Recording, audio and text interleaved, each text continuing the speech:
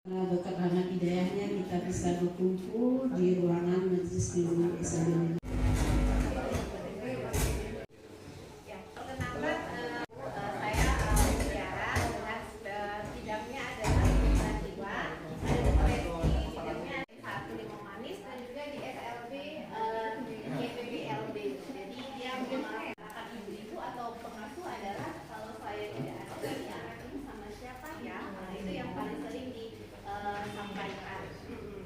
Dan mungkin sebaiknya juga anak saya ternyata cara pandangnya yang berbeda, yang satu mungkin berpikirnya medis, satu lagi berpikirnya non medis, tadi akan menimbulkan suatu konflik juga di dalam rumah tangga.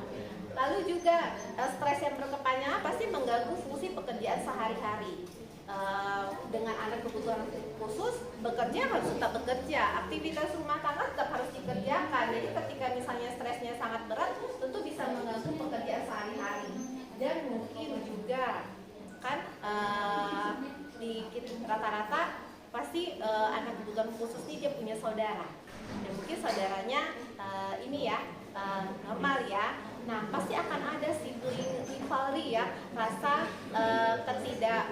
kenapa kok adiknya lebih diperhatikan tapi dia tidak, pasti akan ada rasa-rasa seperti itu.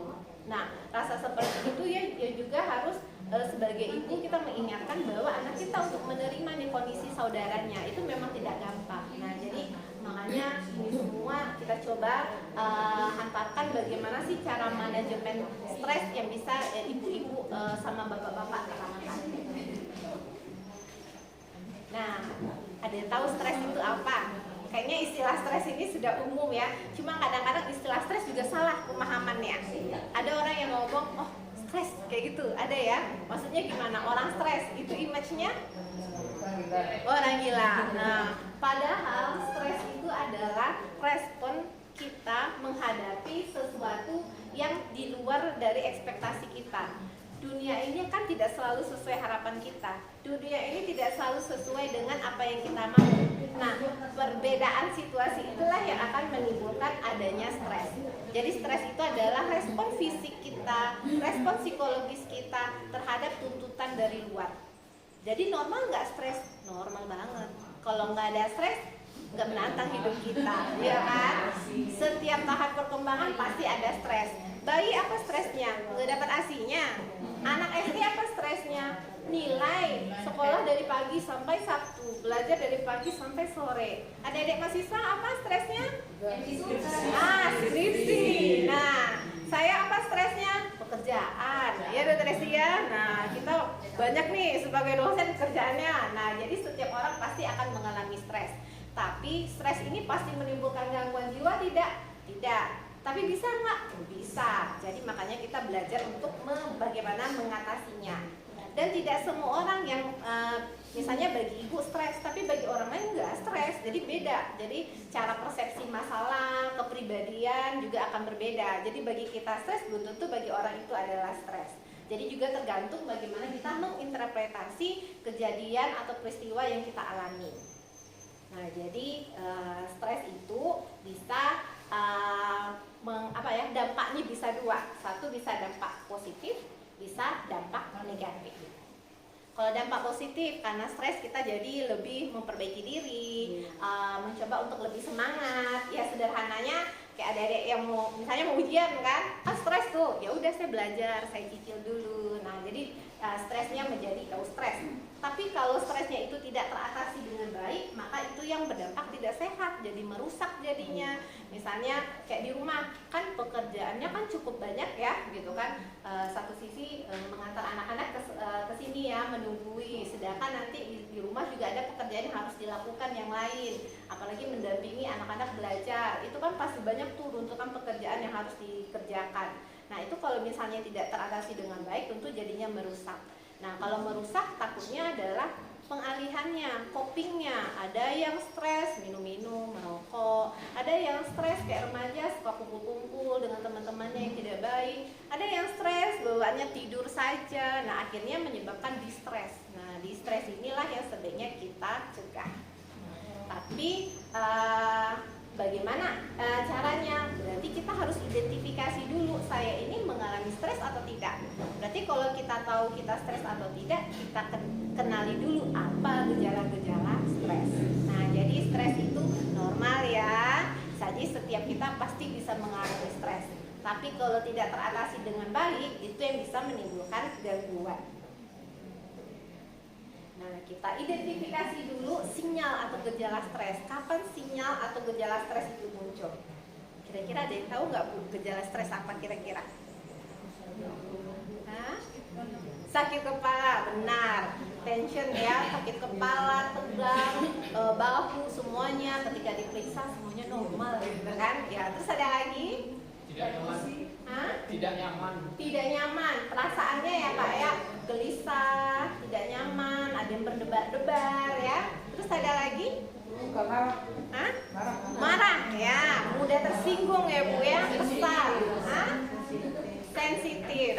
Nah, jadi gejala stres itu bisa mempengaruhi fisik. Fisiknya salah satunya tadi adalah sakit kepala. Bisa mempengaruhi perilaku, jadinya marah-marah. Bisa mempengaruhi perasaan, gelisah jadinya. Nah, jadi gejala stres itu ada aspek fisiknya, ada aspek perasaannya, dan ada aspek perilakunya. Nah, paling sering tuh pasien kadang datang sakit kepala, ototnya tegang-tegang, ketika dilakukan pemeriksaan normal. Nah, ditanya ada yang lagi difikirkan, dia nih anaknya belum nikah nih, pasti dok. Lalu bulan ditanya, iya nih dok, pandemi ini susah nih pekerjaan gitu kan.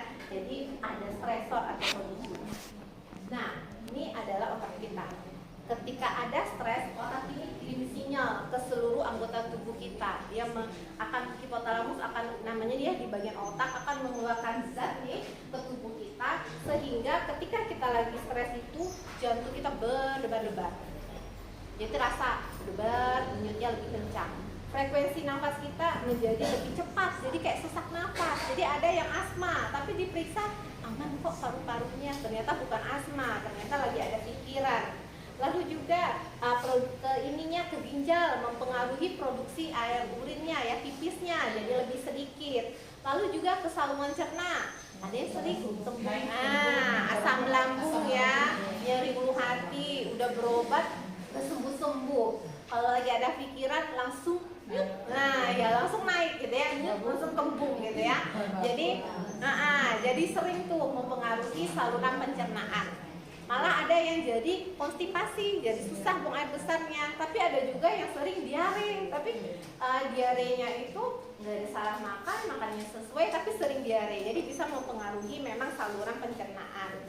Nah, lalu juga mempengaruhi nih pembuluh darah kita nyempit, jadi tekanan darahnya tinggi. Ada yang sering tekanan darahnya tinggi, sudah berobat ke dokter, obat tensi udah dikasih nggak turun-turun. Nah, lalu juga ada yang pada beberapa penelitian tinggi nih, pada akhirnya menyebabkan diabetes mellitus. Nah, jadi ada yang karena stresnya berkepanjangan, pada akhirnya mengalami diabetes atau sakit gula. Jadi stres berkepanjangan itu bisa menimbulkan kondisi medis. Nah, jadi ada baiknya kita atasi supaya fungsi organ kita nggak terganggu karena stresnya yang berkepanjangan. Berarti sakit diabetes kita minum gula ya? Bisa juga. Jadi pada beberapa penelitian stres kronik berkepanjangan itu menyebabkan glukosa dilepas ke darah berlebihan. Ternyata pada orang ini ada kecanduan juga, pankreasnya terganggu. Nah, meningkatlah resiko diabetesnya. Nah, jadi ketika kita stres itu gula itu dilepas ke darah kita terlalu banyak. Terjadilah gula darahnya tinggi, hiperglikemia. Jadi resikonya cukup tinggi. Atau ada juga karena stres pembuluh darahnya akan menyempit tuh. Nah, kita kan sering ya ngomong dalam hati ya. Nah, perkataan dalam hati itu sering mengkritik yang kita lakukan. Nah, lalu orang stres juga pelupa. Nah, sulit konsentrasi. Tadi abis, itu kompornya iya lupa ya. Nah, terus lupa, naruh kacamatanya di mana ya? Jadi sering lupa, sulit konsentrasi. Lalu juga memikirkan masa depan berulang kali. Nanti gimana ya anaknya? Aduh, nanti sekolahnya di mana ya? Kok saya nggak ada, nanti siapa ya? Nah, jadi kekhawatirannya itu pikirannya sudah berlebihan. Yang setahun, 2 tahun, 3 tahun itu udah dipikirkan sampai berlebihan. Kita boleh memikirkan masa depan, tapi kalau sampai berlebihan juga jangan. Nah, lalu juga pikiran berulang kali, kepikiran terus pagi, siang, malam, kepikiran terus dengan masalah tersebut. Lalu juga ada perasaan takut gagal. Nah, perasaan takut gagalnya harus hati-hati, karena kalau takut gagal kita cenderung untuk nggak usah deh, mundur lagi. Takut nggak usah deh, mundur lagi. Akhirnya nggak jadi dikerjakan apapun karena adanya perasaan takut gagal tersebut. Lalu sinyal stres yang lain itu adalah perilaku. Jadi ada yang jadi mudah marah, ada yang impulsif. Jadi kalau ada sesuatu tuh main langsung lempar barangnya, langsung kesal. Jadi sulit mengendalikan dorongan di dalam dirinya.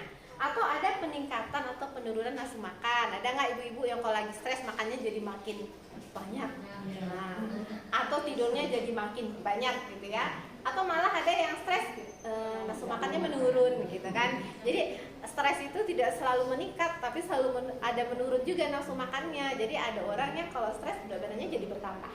Nah, lalu ada yang sakit perut, jadi sistem imunnya menurun, jadi gampang flu, mudah lelah, gemetaran, berdebar-debar tadi. Nah, ini adalah sinyal-sinyal stres. Nah, kalau pada ibu-ibu, bapak-bapak dengan kondisi sekarang, tentu penyebab stresnya itu adalah mungkin dulu ya kayak ada rasa bersalah ya pada anak kok seperti ini ya. Apakah dulu pas hamil makannya ada yang kurang sesuai, atau ada sakit dulu ketika kehamilan, atau ya ada rasa-rasa bersalah yang sering muncul. Lalu juga ada kekhawatiran tentang masa depan anak. Jadi anaknya nanti kira-kira sekolahnya di mana? Nanti kalau dia saya nggak ada, nanti sama siapa tinggalnya? Gimana kehidupannya? Jadi ada rasa khawatir. Lalu ada persepsi bahwa kadang-kadang ya kita kan nggak bisa pikiran orang ya. Kadang-kadang ada orang yang berpikir oh itu salah orang tuanya itu. Jadi ada pikiran ke arah sana. Lalu perilaku sulit. Nah, pada beberapa mungkin anak-anak dengan yang sindrom Down ada perilaku ini ya Bu ya, hiperaktif ya. Kadang emosinya juga labil ya, atau kadang ini ada yang sering keluar rumah ya, jadi tiba-tiba aja udah pergi kemana, ya hilang ya Bu ya. Atau misalnya kalau misalnya nggak dapat maunya dia marah ya, atau diulang-ulang terus. Jadi perilaku ini juga akan mempengaruhi pengasuh ya, orang tua. Karena misalnya dia nggak dapat maunya pagi, siang, malam itu lagi diulangnya. Terus ada beberapa juga beberapa pasien anaknya sering hilang ya, tiba-tiba sudah sampai di pasar, tiba-tiba udah sampai di kampungnya, tiba-tiba udah sampai di Solo atau di mana ya. Nah, untuk aja beberapa orang itu tahu, jadi bisa menghubungi orang tuanya. Nah, itu beberapa perilaku sulit ya. Lalu merasa perlu melindungi anak. Jadi kadang overprotective juga membuat kita anak jadi tidak berkembang. Jangan nanti gini, jangan nanti gitu. Jadi kan kita bisa mengukur ya kira-kira. Nah, lalu juga perselisihan tentang orang tua pengasuhan anak antara bapak dan ibu. Mungkin satu sisi ibu sudah menerima, bapak belum, atau kebalikannya. Atau pengasuhannya, oh mungkin sekolahnya di sini, atau sekolahnya juga ada perbedaan, atau cara pengasuhannya. Jadi itu juga bisa menimbulkan stres pada bapak ibu. Lalu peningkatan beban keuangan. Ya. Tapi alhamdulillah ya kalau misalnya ada yang berobat kan sekarang udah ada asuransi kesehatan ya, semuanya kan sudah ditanggung BPJS ya. Tapi mungkin memang akan berbeda ya untuk kebutuhannya. Jadi beban keuangan juga meningkat. Lalu juga adanya menemukan layanan profesional yang kompeten. Nah, mungkin awal-awal dulu ya untuk mengetahui sakit anaknya, berobatnya kemana ya, kemana sih yang sesuai. Kadang-kadang sudah ke satu dokter, ternyata diagnosanya nggak sesuai, terus pengen cari pendapat dokter yang lain. Nah, jadi itu juga bisa menjadi stresor atau pemicu. Lalu juga adanya anak yang lain yang ada rasa mungkin cemburu atau rasa kurang diperhatikan dibanding saudaranya. Nah, itu juga menjadi beban-beban. Nah, makanya ibu-ibu, bapak-bapak kenali yang bikin saya stres itu yang mana. Itu yang coba untuk dimodifikasi. Kalau dihilangkan sepertinya tidak mungkin. Berarti kita modifikasi. Kita modifikasi apa yang bisa diminimalkan. Itu yang salah satu caranya. Jadi bagaimana kita mengatasinya dengan manajemen stres. Jadi manajemen stres ini adalah upaya yang kita lakukan untuk mengurangi stres yang kita alami. Menghilangkan stres tidak mungkin, tapi menguranginya. Jadi mengurangi dampak-dampak tidak nyamannya. Biasanya Bapak Ibu kalau lagi ada stres, pikiran apa yang dilakukan? Nah, cari aktivitas yang positif. Oke, yang menyenangkan ya Bu ya. Contohnya apa? shopping. Oh iya, mendengarkan musik ya sambil bekerja. Oh iya, sambil gini nggak Bu? Sambil ngomong-ngomong gimana sih gini? Enggak ya? Nah, ya, oke. Jadi pikirannya nggak nyaman itu dialihkan dengan lagu, terus dilakukan aktivitas. Benar, dialihkan. Pengalihan inilah yang paling sesuai, tapi kadang susah juga ya. Lagi duduk santai muncul pikirannya, gitu kan? Nah itu yang paling sering mengganggu. Ada lagi Bapak Ibu boleh sharing kalau lagi stres apa yang dilakukan? Hah? Menyulam, ya benar. Menyulam ya Bu ya. Jadi apa? Bikin tas dari mate-mate itu. Iya, jadi mengalihkannya ya benar.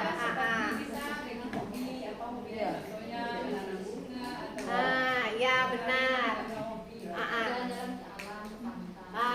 Jadi dengan cara refreshing, me time ya, me time. Nah, me time-nya kan beda-beda ya. Ada yang berkebun, ada yang menyulam, menjahit ya. Intinya adalah dengan cara mengalihkan. Kalau ke pantai mengeluarkan dana juga. Iya. Stres lagi ya. Stres lagi ya. Kalau pergi jalan-jalan duit lagi ya, uang ya. Kalau kita maju, kita menghasilkan. Iya. Nah, benar. Jadi dialihkan dengan kegiatan yang bisa menghasilkan. Nah, itu lebih senang kan? Oke, ada lagi? Tadi sholat. Ya, benar. Dengan ibadah kita sholat. Mau ditumpahin ke sholat juga nggak mungkin. Jadi ada yang mengalihkan dengan agresi yang sehat. Apa itu olahraga? Lari misalnya, atau misalnya senam ya, zumba dengan teriak katakan gitu kan. Jadi itu sudah tersalurkan rasa agresi emosi kita yang terpendam itu. Jadi benar ya, sudah ada dengan cara mengalihkannya. Ada relaksasi juga ya. Nanti kita ajarkan ya teknik relaksasi. Relaksasi itu bagaimana yang tegang itu bisa jadi santai, bisa jadi rileks. Terus jangan lupa Bapak Ibu, makanannya dijaga. Ada yang kalau stres suka makan-makan yang manis? Ada. Yang stres makin jeroannya makin banyak, gorengannya makin banyak, atau kopinya jadi makin meningkat. Nah, jadi harus hati-hati, nutrisinya juga harus diperhatikan. Nah, tidurnya juga harus cukup. Kadang orang stres tidurnya jadi kurang atau tidurnya banyak. Jadi jam tidurnya harus rutin, harus teratur. Nah, nanti kita akan bahas, misalnya nih kan banyak yang mesti dikerjakan nih sama Bapak Ibu. Mulai dipecah yang mana bisa dikerjakan. Itu salah satu cara untuk manajemen stresnya. Nah, kita boleh lihat yang nggak sehat itu kan, yang kayak di sebelah kanan ini ya, jangan sampai ya. Ada yang makannya jadi berlebihan, ada yang melukai diri sendiri. Nah, ini yang agak banyak nih sekarang nih. Ada yang kayak mukul-mukul, kadang-kadang ada yang melukai daerah pergelangan tangannya. Itu yang strategi coping yang tidak sehat. Tapi yang kalau kita udah bicarakan tadi semuanya sehat-sehat semua, kok udah bagus-bagus semua nih cara copingnya. Jadi ada dengan olahraga, ya perawatan diri itu kan nggak harus ke salon ya, kayak misalnya menyulam, iya, kayak olahraga itu kan sudah merawat diri. Terus manajemen waktu, ada yang merasa nggak Bu 24 jam itu tidak cukup? Ada. Apabila kita melaksanakan sesuatu kayak barang itu kan waktu itu terlalu sedikit rasanya. Oh, terlalu sedikit rasanya. Iya, oke. Berarti kita kan cepat hasilnya gimana, tentu kita pekerjaan juga ya nggak terasa waktunya berlalu ya. Oke. Terus ada lagi Bapak Ibu yang merasa waktunya itu nggak cukup, nggak selesai nih pekerjaannya gitu. Ada. Rasanya mau 48 jam gitu ya. Iya. Ya, nggak sudah ya. Nah, mungkin bisa dicicil pekerjaannya, yang mana bisa dikerjakan, itu dikerjakan. Jadi dengan cara manajemen waktu. Jadi lakukan sesuatu sekecil apapun tidak apa-apa ya Bu ya, yang banyak kerjaannya ya udah banyak kerjaannya nggak apa-apa, dicicil dulu sedikit, mungkin nyuci, nanti istirahat sebentar, nanti kerjakan lagi daripada duduk mikirin gitu kan nggak selesai, semuanya makin banyak. Jadi kalau misalnya ada yang bisa dikerjakan ya kita kerjakan. Lalu juga nih berbicara dengan orang yang tepat. Nah, Ibu-ibu ada kelompok apa? Nah, hobi ya. Ada grup WA-nya gitu? Ada ya. Jadi suka sharing nggak di grup WA-nya? Sering ya. Oke. Apa yang di sharing? Ah? Oh, yang lucu. Jadi kalau benar. Jadi kalau ada yang satu yang lagi sedih, yang lain coba menimpali ya, menghibur. Jadi oh gitu ya, makin kacau jadinya. Ya, jadi yang penting itu adalah support grupnya. Jadi ada kelompok yang mana bisa untuk kita bercerita dan sharing. Karena ibu-ibu ini bisa nih bikin kelompok support group. Karena kan bagaimanapun punya pengalaman ya. Jadi mungkin bisa berbagi nanti dengan ibu-ibu lain yang baru mengalaminya. Jadi mungkin bisa dari pengalaman ibu-ibu semua, bisa sharing, bisa berbagi. Nah, yang paling penting itu adalah kalau ada yang tidak nyaman itu dikeluarkan. Kayak gelas, itu kalau diisi tuh aqua, diisi terus menerus apa yang terjadi? Tumpah. Gitu juga kita. Masalah, lama-lama meledaknya itu bisa keluhan fisik, bisa psikologis gitu ya. Fisik itu tadi sakit kepala, berdebar-debar, psikologis itu perasaan. Jadi airnya harus dikeluarkan. Gimana ngeluarinnya? Cerita, sharing, curhat, tapi carilah orang yang bisa dipercaya. Tepat. Kadang kan ada yang cerita ke sini, nanti cerita lagi, gitu kan? Meledak lagi. Nah, kadang-kadang kalau ada orang yang cerita sama kita, mungkin kita tidak usah menggurui atau menasehati, didengarkan saja. Yang paling penting itu adalah ketika orang bercerita, kita mendengar, oh iya, nggak nyaman ya, itu udah enak. Karena rasanya dia nggak sendiri, karena merasa ada orang yang mendengarkan dia, tidak menggurui. Karena bagaimanapun kita nggak tahu perasaan di posisi dia. Nah, jadi kalau ada seperti itu kita dengarkan, ya nggak nyaman ya, itu sudah cukup nyaman, sudah cukup membantu. Daripada mengeluarkan komentar, ayo semangat, kamu nggak boleh kayak gini, orang lain lebih ini. Nah, ya itu seperti mungkin niatnya baik ya, tapi kan respon pada orang ya caranya mungkin kurang pas. Jadi kita dengarkan saja, kita berikan sentuhan, mungkin bisa lebih nyaman ya. Nah, lalu juga dengan cara memberi dan juga mungkin kalau memang sudah agak berat rasanya, carilah yang berkompeten, misalnya kayak konselor, psikolog bisa, atau misalnya dokter untuk mengatasi keluhan yang dirasakan. Apalagi kalau udah berat ya, sampai susah tidur misalnya, kan itu sudah mengganggu. Berat badannya drastis turun, nanti kan harus ada yang diobati, itu dicari penyebabnya. Lalu juga sering gunakan self talk yang positif. Kadang-kadang di hati kita kan sering ngomongnya, kamu gak bisa lah, gak akan sanggup. Nah, kita gunakan, saya bisa, nah, harus bisa, saya sudah berupaya, saya bisa. Nah, misalnya belum berhasil, saya coba lagi besok, saya bisa. Jadi self talk yang positif itu kita tanamkan ke diri kita. Semakin negatif pikiran kita, perasaan kita semakin hancur, negatif. Akhirnya ya rusak sendiri dong. Iya, stresnya semakin berat. Jadi jadi kita kembangkanlah self talk-nya yang positif. Nah, itu yang bisa kita lakukan. Nah, ini adalah salah satu teknik relaksasi. Jadi kalau lagi kesel banget, lagi marah banget, nah bisa dilakukan teknik relaksasi. Sederhana, nggak mesti duduk seperti itu ya, gitu kan. Jadi tinggal tutup matanya, tarik nafasnya lewat hidung, ya, tahan 5 detik, keluarkan lewat mulut.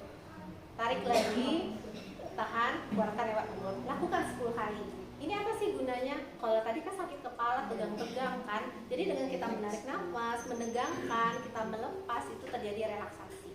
Nah, ini sering juga digunakan untuk relaksasi nyeri ya. Kalau misalnya ingat nggak Bu, waktu melahirkan dulu, tarik nafas, dikeluarkan, dorong, gitu kan. Nah, ini juga teknik relaksasi untuk mengurangi rasa nyeri. Iya, Bu Anita ya, ini ahli menghilangkan rasa sakit ya, anestesi.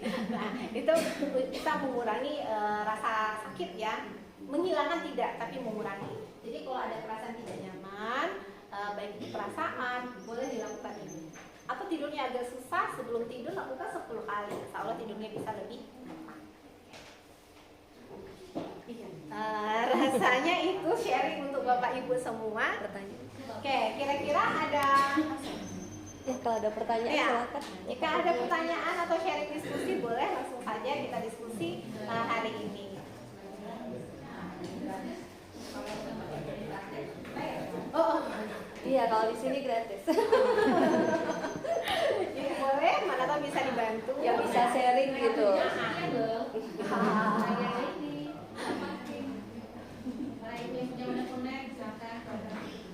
Oke, ada mungkin ada bagaimana sih cara manajemennya, bagaimana sih cara ininya, mungkin bisa di kendala anak-anaknya, mungkin bisa kita diskusikan. Gimana Bu? Boleh Bu? Ada yang mau ditanyakan?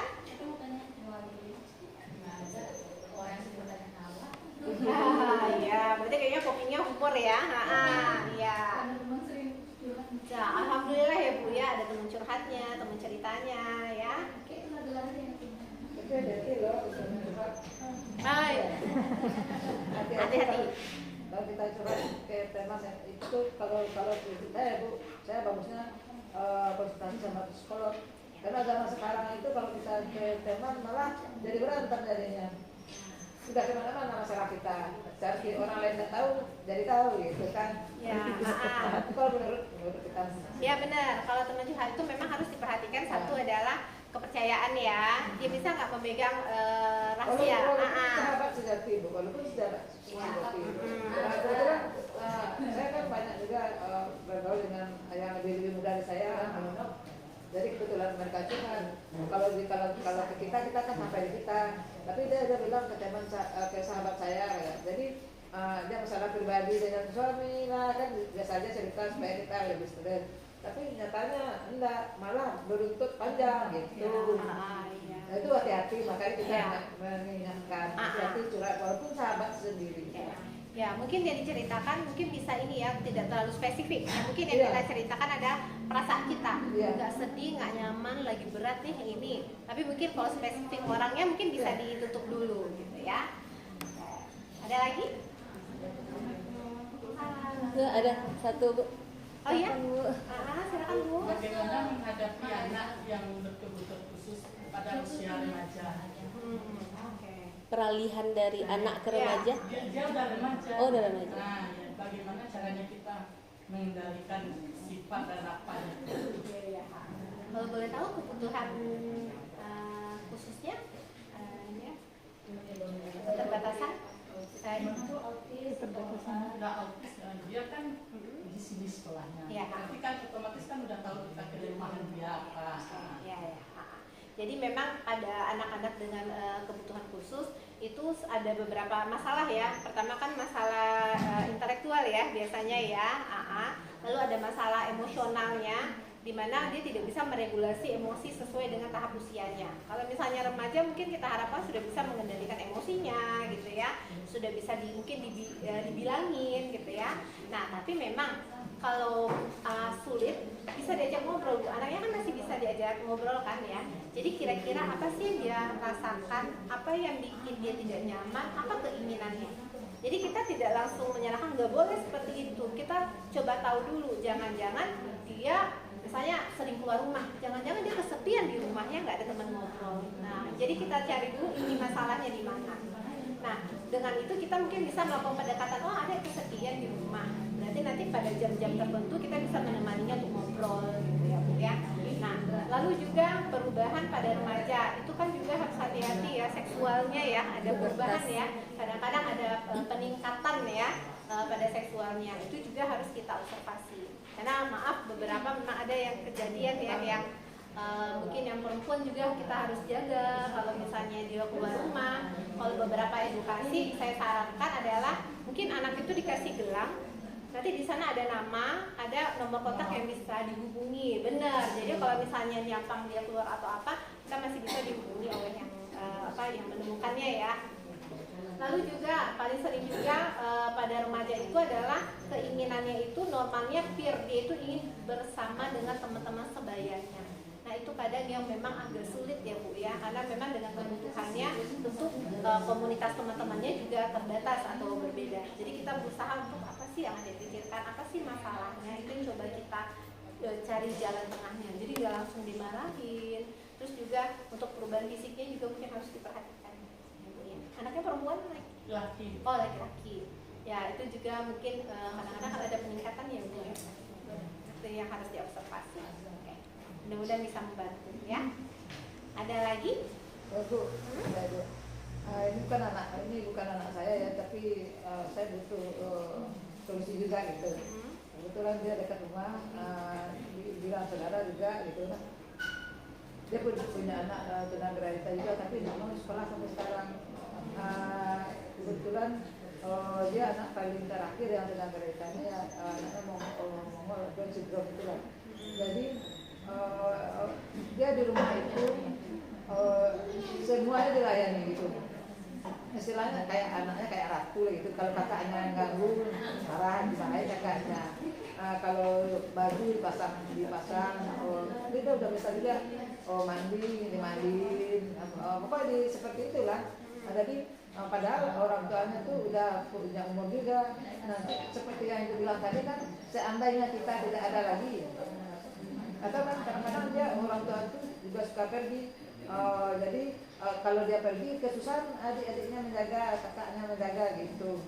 Jadi solusinya gimana supaya orang tua itu mengerti kalau kita punya anak itu jangan terlalu disuruh mandiri lah, jangan terlalu disediain baju dimandiin, makan kapan perlu disuapin, nah kan tak kayak gitu.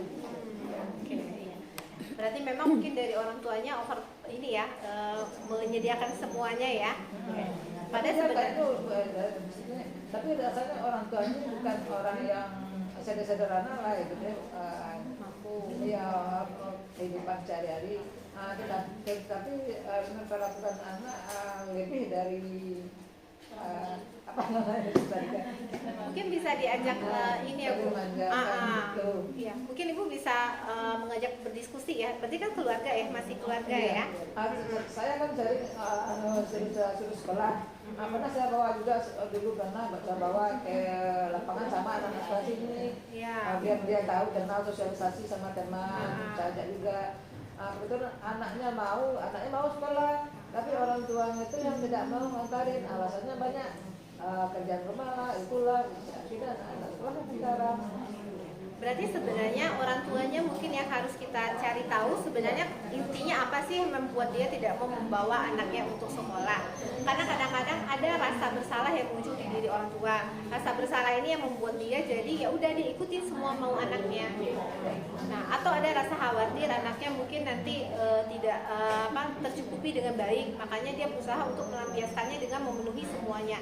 Jadi sebenarnya orang tuanya mungkin Bu yang dibawa, kita cari tahu apa sih yang mendasarinya, sehingga jika ada pikiran rasa bersalah seperti itu dikurangi, dia lebih bisa untuk membuat anaknya lebih mandiri. Karena kan biasanya itu kan dari ketakutan orang tua ya, kayaknya karena ada rasa bersalah ya udahlah sebagai penumpasan rasa bersalahnya gini aja. Nah itu secara alam bawah sadarnya itu yang kita coba untuk perbaiki. Nah itu edukasinya mungkin bisa dengan orang yang profesional ya Bu ya, gitu ya. Alam bawah sadar itu susah mengubahnya, mungkin secara tidak dia sadari.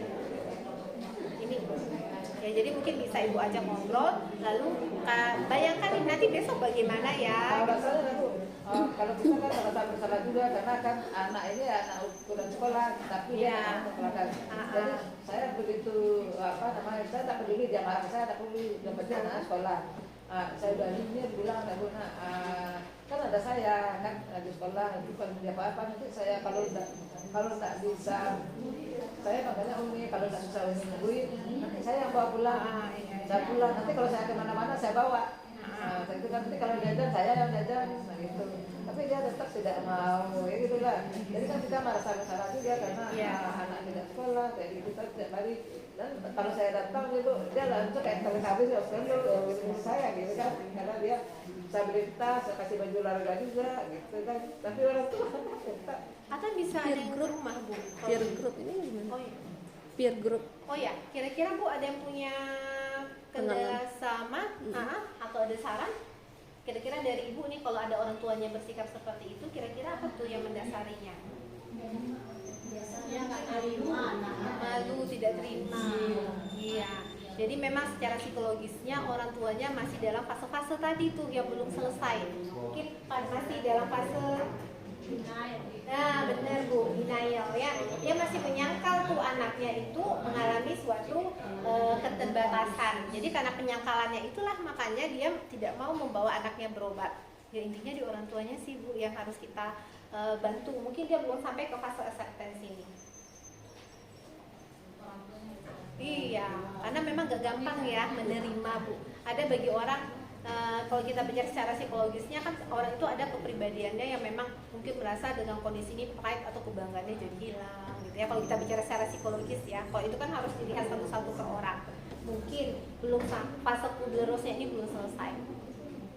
Nah itu ada baiknya atau misalnya kayak homeschooling gitu ada Bu kalau misalnya saya istilahnya kayak gini Bu, saya walaupun bagaimana aku walaupun dia tidak mau mengantar sekolah, tapi saya anjurkan teknik melayani anak. Ya. Dia oke lah dia tidak mau sekolah.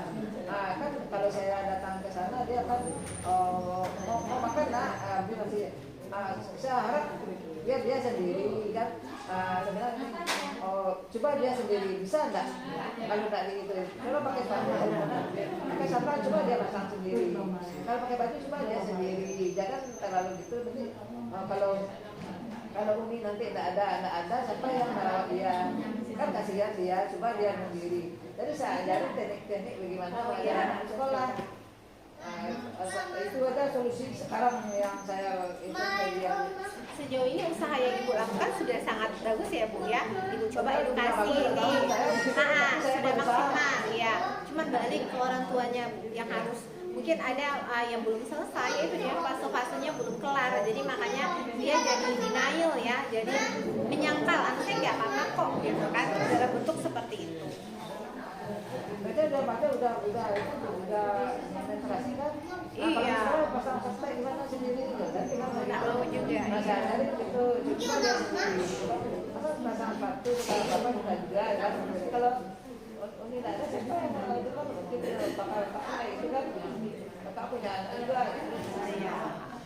Mungkin gitu ya Bu. Benar yang diusahakan tuh semuanya sudah bagus. Mungkin bisa dibawa ibunya untuk konsultasi karena itu harus diselesaikan tuh fase-fase yang nggak kelarnya. Mungkin ada depresi atau stres terus hubungan yang kita tidak tahu ya. Terima kasih ya Bu sharingnya. Ada lagi? Oh ya, boleh. Terima kasih atas kesempatannya. Ini Bu, anak saya kan tunarungu. Jadi dia itu orangnya pendiam. Jadi ketika moodnya lagi baik, ada sesuatu hal yang salah di orang, dia tidak apa-apa nerima gitu kan. Tapi ketika sesuatu kemudiannya lagi tidak bagus, dilarang dia marah gitu kan, tidak terima gitu kan.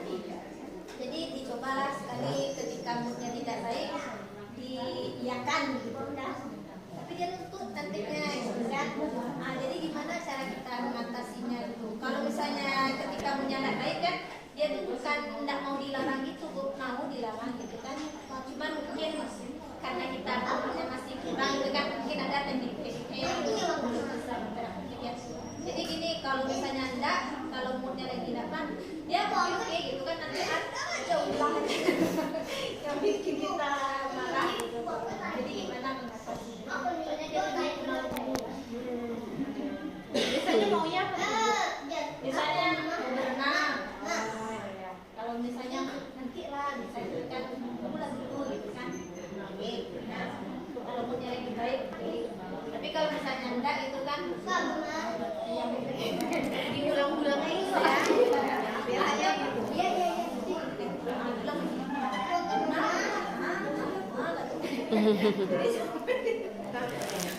Itu memang yang sering ya. Jadi biasanya pada beberapa anak menuntut ya. Sebenarnya anak lain pun juga gitu ya, sering menuntut juga ya Bu ya, gitu kan. Kalau nggak dapat maunya, mungkin tiap jam dia diingetinnya. Nah, pertama mungkin dilihat dulu moodnya yang nggak oke itu karena apa biasanya, apa pemicunya. Biasanya moodnya labilnya itu apa pemicunya. Memang sering ada mood, perubahan mood ya. Coba kita identifikasi yang bikin moodnya nggak bagus itu apa Bu. Terus kalau misalnya dia dapat, dibilang dijelaskan nanti kita tunggu, misalnya minta keluar kan, kita tunggu papa dulu baru kita pergi. Misalnya dia nanti bertanya lagi, tadi alasannya apa? Coba diingatkan lagi, jadi dia bisa untuk oh ya tunggu papa dulu. Nanti bisa dia tanya dia, coba alasannya apa? Jadi coba diingatkan. Tapi memang butuh ekstra kesabaran gitu ya. Yang berulang-ulangnya itu. Jadi kita coba ingatkan lagi. Nanti kalau kemudian kita dia bertanya, coba kita kenapa tadi? Oh ya, biar dia menunggu. Jadi memang butuh kesabaran. Tapi nggak sampai labilitas emosinya sampai barang Ngamuk. mengamuk gitu, nggak sampai ya Bu ya? Kadang bisa Ngamuk. Ngamuknya ada kayak membahayakan diri atau apa? enggak, kadang dia Ya, kadang tanggung gitu, cuman enggak terlalu yang nggak sampai. enggak terlalu Ya, kalau misalnya pun dia marah, sampai kesel, misalnya ingin memukul atau apa, mungkin pengalihannya biasanya kayak ngasih bantal gitu ya. Jangan sampai kan dia kayak barang-barang yang yang pecah atau barang berharga yang bisa melukai dirinya, kita kasih yang kayak bantal. Kita nggak bisa juga, nggak boleh ya memukul gitu kan. Sedangkan luapan emosinya, kasih bantal biar biasanya gitu kita alihkan. Dan kalau yang sudah sangat berat tentu dengan bantuan medikasi ya, dengan pengobatan ya, pada beberapa kasus yang memang sudah sangat berat. Misalnya ada yang sampai paling sering itu membahayakan dirinya, kayak mukul-mukul kepalanya, atau misalnya menggigit-gigit, ya kayak mukul, menggigit gitu kan, atau orang tua. Nah itu biasanya udah sampai butuh medikasi pengobatan. Ya pengobatan sebenarnya bukan untuk menenangkan ya, tapi mengendalikan. Kalau sudah pun bagus nanti diturunkan lagi obatnya. Kalau sudah yang sangat berat ya kita bicara. Tapi kalau masih bisa dengan terapi perilaku tadi nggak usah. Ada lagi? Ya Bu, silakan Bu. Terima kasih Bu Anissa. Kita bicara tentang stres dan ibu, ini berbagi dari saya. Itu juga pernah mengalami hal yang sama dengan saya. Jadi Pak yang keempat itu dia juga stresnya tadi pertama dia lahir itu kan ada perbedaan dari anak yang lain gitu. Jadi dia kebetulan punya tanda lahir gitu. Saya tanda lahir di tangannya, jadi seperti kayak sarung tangan gitu sampai saya ini. Jadi pas menikah itu tahu kan dia di bedung tuh, terus dia dengan hati-hati sekali lah. Suami bapaknya masih tahu gimana kita gitu ya.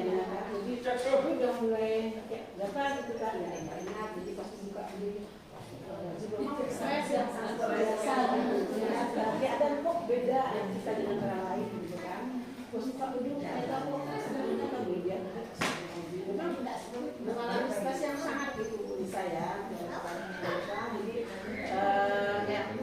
ya perlahan pertama sekali itu misalnya kita pasti nangis ya, nangis kok kita bisa seperti ini ya, kita gini yang lain enggak nangis. Kemudian kita ya kembali kepada kita ya salah satunya kita berdoa ya, kita berdoa, kita istighfar, kita kabulkan yang terbaik ya, yang terbaik yang terbaik. Kemudian kita perkembangannya dia lanjut sama anak, kemudian sekolahnya memang kita yang stresnya itu kita gitu, waktu kecilnya itu kita, jadi mau dibawa kemana gitu kan, siapa orang itu lihat aja dan kita lihat anaknya kok tangannya hitam kayak gitu kan saya, jadi memang stres lagi dibawa kemana-mana gitu. Jadi yang perlu dikuatkan itu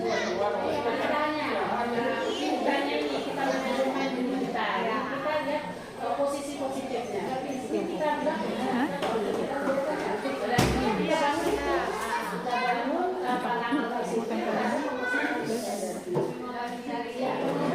mengobati diri sendiri sehingga alhamdulillah dia bisa mengikuti pendidikan yang aman dan sekarang udah SMA dan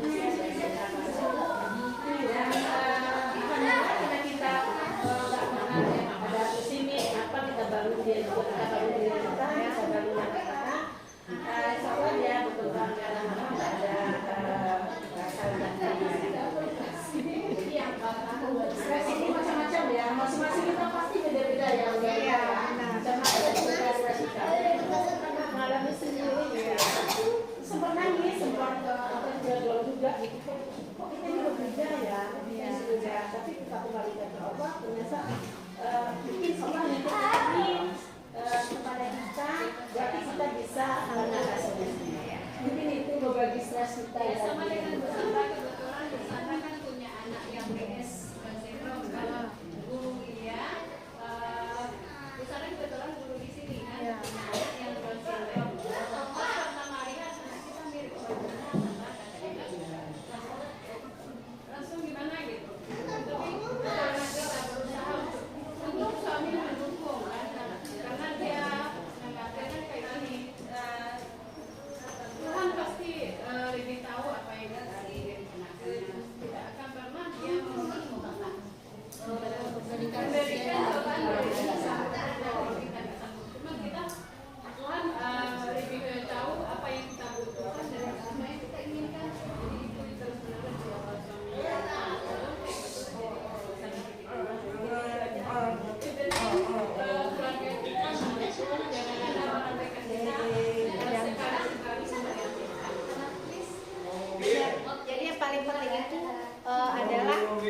support ya, support. Yang paling utama pertama suami ya, lalu juga keluarga yang lainnya. Karena kalau tidak ada support, kita merasa jadi sendiri kan. Tapi kalau ada support, kita mungkin situasi tidak berubah, tapi kita kuat jadinya. Nah itu mungkin ibu-ibu ya, pengalaman dari Ibu Fitri dan Ibu Sandra. Karena memang tidak berat, semuanya nggak berat. Melewati, saya salut ibu-ibu semua bisa sampai pada fase ini, baik guru maupun para ibu-ibu mengurus anak yang biasa aja berat ya, apalagi yang istimewa ini gitu. Insya Allah pasti ada halanya nanti dapat di sana gitu. Jadi semuanya kuat, pasti bisa. Fase-fase lelah, fase-fase burnout ada, tidak mungkin tidak ada. Pasti ada. Rasa jenuh itu kita pasti ada, tapi gimana kita menyikapi? Ya, menyikapinya. Kita lihat lagi hikmahnya apa sih dari semua ini. Kalau kita pikirkan terlalu dalam, nanti kita sakit. Nah. Yang lantas siapa? Ya, Kita juga kan? dipikirkan dia nggak berubah kan ya, dia begitu juga. Iya. Nah, jadi kita jalani, insya Allah kita semua bisa melewatinya. Oh iya, sudah yang istirahat ya. Nah, ya. Nggak apa-apa, sekalian ada games ya. Iya, iya, sebentar. Ada lagi? Jika tidak ada, saya serahkan lagi ke Dr. Resti untuk selanjutnya ada lagi yang lebih menarik. Terima kasih banyak ya ibu-ibu sharingnya. Assalamualaikum warahmatullahi wabarakatuh. Siapa namanya?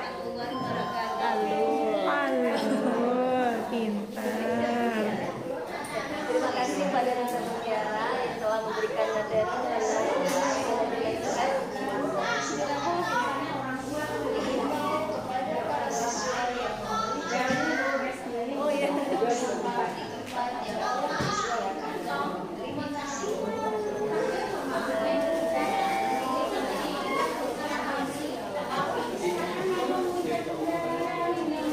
sambil minum, sambil makan cemilannya. Sekarang tinggal ibu ya, saya dapat ibu-ibu kita punya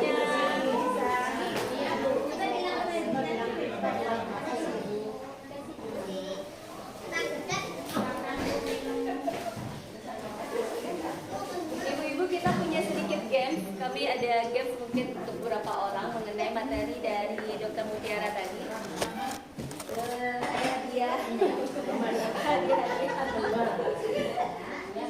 Pertanyaannya nanti bisa Dr. Mutiara jadi jurinya ya. Pertanyaannya mengenai materi tadi. Pertanyaan pertama, ada sekitar 6 pertanyaan. Pertanyaan pertama, sinyal stres yang berasal dari perasaan dapat berupa, masih ingat? Sinyal stres itu ada yang dari perasaan, ada dari perilaku, ada dari pikiran. Nah, yang dari perasaan apa? Contohnya cemas. Bagaimana Bu Tiara? Nah, silakan Dr. Adita. Ini terserah yang mana ya? Terserah yang mana? Ini Bu. Tolong ininya dokumentasi. Dokumentasi ya. Nah, masih ada pertanyaan berikutnya. Tadi ada strategi coping ya. Strategi coping ada 2 ya, sehat dan tidak sehat. Nah, salah satu bentuk strategi coping yang sehat adalah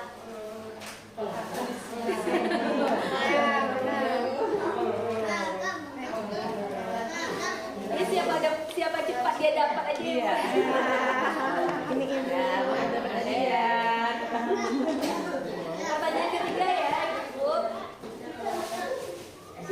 Peningkatan ataupun penurunan nafsu makan merupakan sinyal stres yang berasal dari pencernaan.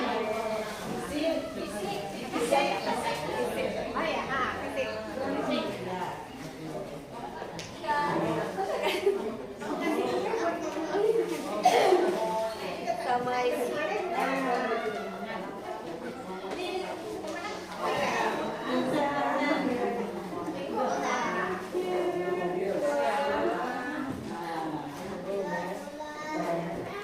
Mungkin ini slide yang keberapa ya? Mungkin slide yang di awal-awal. Respon stres itu ada 2. Nah, respon stres yang positif disebut dengan apa?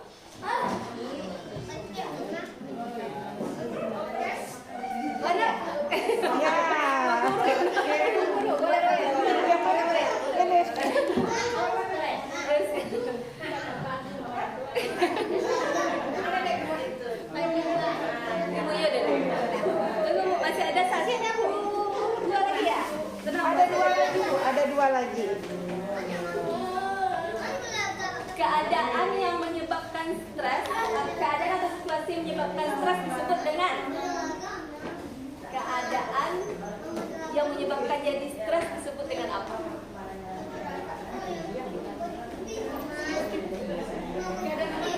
Keadaan atau situasi yang menyebabkan stres apa? Disebut dengan apa? Yang tidak sesuai dengan ekspektasi kita. Ya, Istilahnya Ibu.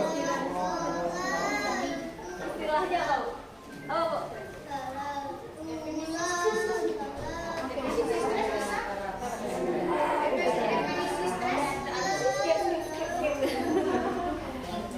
Nah, tangan dingin atau berkeringat merupakan sinyal stres yang berasal dari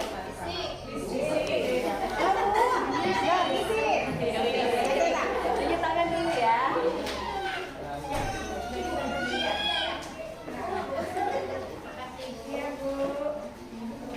Maaf ya Bu. Tadi ada teknik relaksasi yang diajarkan oleh Dr. Mutiara. Adakah yang masih ada satu lagi ya? Ada satu Yang lagi. bisa menyampaikan teknik relaksasinya? Tunjuk tangan dulu. Tidur.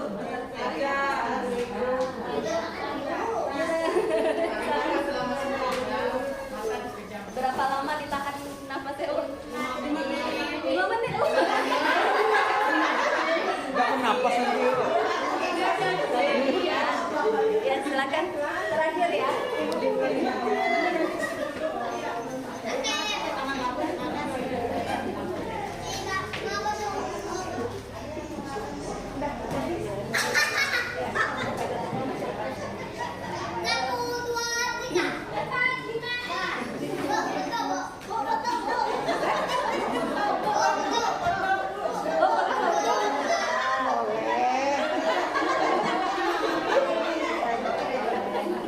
Oke, baik Bapak Ibu ya, Ibu semuanya terima kasih.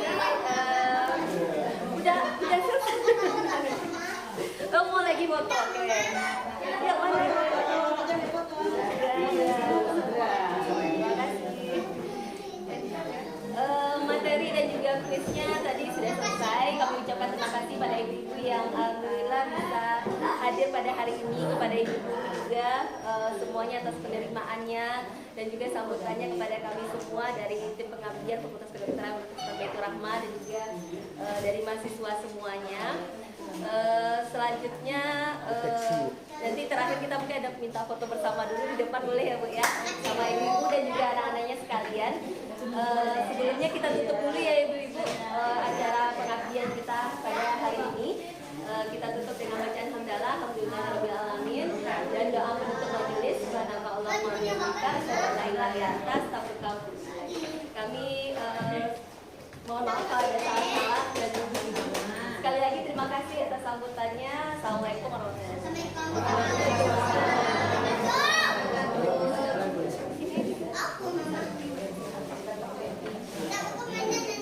Setengah lah udah dapat.